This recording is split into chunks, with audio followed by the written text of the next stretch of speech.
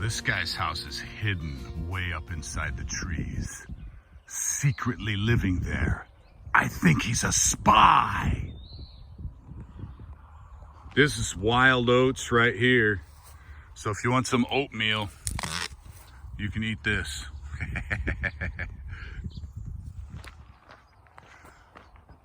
So this is an old farmhouse. Some of these old farmhouses have been here for over 100 years. The one next down the road is the Gardners, but some of these folks have been here for a long, long time. So this is a big field of clover, and a lot of times, I don't see any right now, but a lot of times you'll find people put boxes of honeybees and move them in close, because clover makes lots and lots of pollen and lots of nectar, and the bees come and get it and make honey. So protein is made of different amino acids, and in oats or grass there are certain amino acids, and then in legumes like clover you have other amino acids. So when a cow eats oats and clover, they get combining those amino acids and they get complete proteins. And people too, legumes and grains give you complete proteins.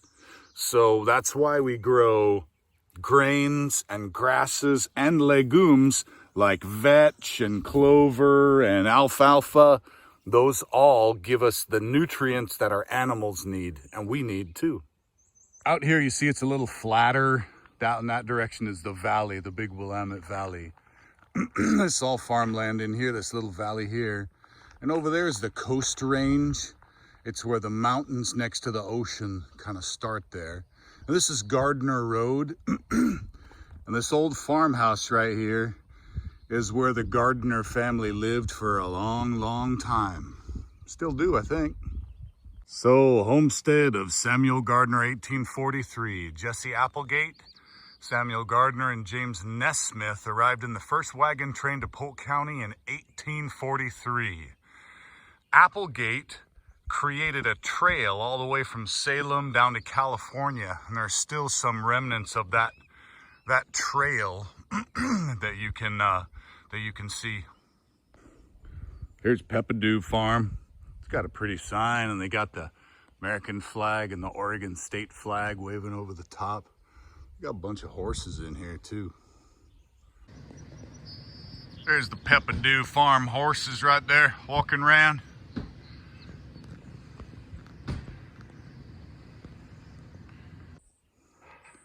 Just across the street here is my brother's house.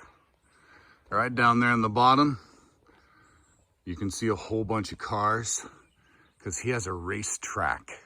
So one of these days I'm going to take you down there and show you the racetrack, but right now it's full of water. Have to give it another few weeks to dry out. So this is at my brother's house. My brother actually bought all of this wood in logs and cut it up and made his kids split it. For some of us, teaching our kids to work hard is very important, and so we try to give them opportunities to learn how to work, not just with their minds, but also with their bodies, so that they can learn how to work hard and appreciate not having to work hard. So the logs come in like this, and then you cut them down like this into rounds, and you put them in this machine right here. And this wedge right here comes down with a lot of power from this hydraulic, and it splits the wood into pieces like that you can burn to keep your house warm in the wintertime. Here's Rowdy in his fancy brand new truck, the Slippin' Jimmy. Right. Okay. All right. Fair enough. So here's my brother's neighbor's farm sign, Turning Earth Farms. Takes all kinds to make a world, I guess. Unicorn Street. They're nice people. So I'm still walking Gardner Road right now. And this is another dirt road in the countryside. It's called Frost Road. And up Frost Road, somebody sells pottery. I don't know who buys it in the middle of nowhere, but maybe on the internet. So these flowers are called bluebells. I don't know why, because they're purple. Right down this road, you have 5 houses close to each other. It's like a city. So in Oregon, we have laws that control the way we use our land. If it's farmland, then you can't put a lot of houses on it. So little places like that, where that was done many, many years ago before we had those laws. So that's kind of grandfathered in, we say, a grandfather clause. So you can't just buy a big farm in the country and put a lot of houses on it. That's why even pretty close to the city where we are right now, you still have areas that are still very country style and very natural and clean and nice. Somebody here has blueberries, and they hang a lot of shiny stuff there to scare away the birds so that they don't eat all the blueberries. I'm walking along now, and here's another little bridge. We're gonna cross Teal Creek now. See, it's not a very fancy bridge, and it's not a very big creek. There it is. Teal Creek. Looks like somebody had a flat tire or some sort of a problem and they decided to go home and fix it. It looks like they drove that way. The ground's all fouled up. They were running like that. A wheel fell off. That's crazy. So we're almost 3/4 of the way now. About another, probably not even another mile before I get home. So there's a house up on a hill. Here's the road, and over there's another house up on top of a hill. I'll try to zoom in. I always thought it was cool, live on a little hill like that. Maybe someday I will. But back to the road for us.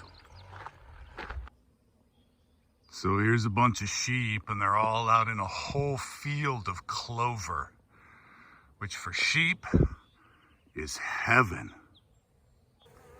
Those are all blackberry flowers, and that's a kind of a bumblebee right there. There's a honeybee. That's fun. Working hard, getting some food. There's also little tiny bees called mason bees. And they're working this other yellow flower here. I don't know if you can see them there. So, you remember I was talking about hedgerows? Well, this is important. You've got clover, and then you have a big maple grove here. The deer love this because the deer can hide in here and eat out here. So it's a very healthy and good place for them to be. Everything is really alive today. The birds are moving. I've heard and seen a few snakes. The nice thing is there are no poisonous snakes in this part of Oregon, so you don't have to worry about it. But the animals are noisy and happy and alive, and the trees are beautiful. It's kind of makes you feel good and alive just to be outside and moving around. I was talking about maple trees before. That bad boy right there is probably 100 feet tall. It's a big old tree. This is called sweet pea, but it's not really peas. It's actually, if you eat it, you'll get sick. So you gotta watch out for that. All right, we're coming up on another bridge across the Little Lucky Mute. We've made the circle. We're actually pretty close to home now. But here's the river again. It's a beautiful little river. As a matter of fact, right over here, underneath that big maple tree right there, at the bottom, there's a spot where you can get down to the river and swim and splash. And in a few weeks when it's warmer, we'll take, this is one of the few things left from the old Bridgeport town. This is Bridgeport School. My oldest kids went here and my youngest two are gonna start school here in the fall. It's a tiny little country school way out here in the middle of nowhere. It's a great place to go to school. So this is the entrance to the Secret River Play Area. Ooh. We like to go there when it's hot. Right now it's still pretty cold. The water is still pretty cold and it's been rainy. So maybe in a few days when it warms up and the water's a little warmer, we'll go and go down there together and have some fun. You can kind of see the little trail down there that heads down to the river. Just around this corner here, we're gonna be at home. So we turn the corner and there's a house right there. Here's the pasture and all the hay fields up in the back and the barn. This is my little apple orchard I planted a while back with my family. Actually starting to get a few apples on the trees. We can go have a look at that one of these days. Here we are. This is where we came out of earlier, and now we're back to the house. We made it. This is why roads in Oregon are extremely dangerous, because my daughter's driving today. So we made it home, and thanks for coming on a little walk around the block and seeing the neighborhood. Hope you can join me on a walk sometime. Thanks. Bye-bye.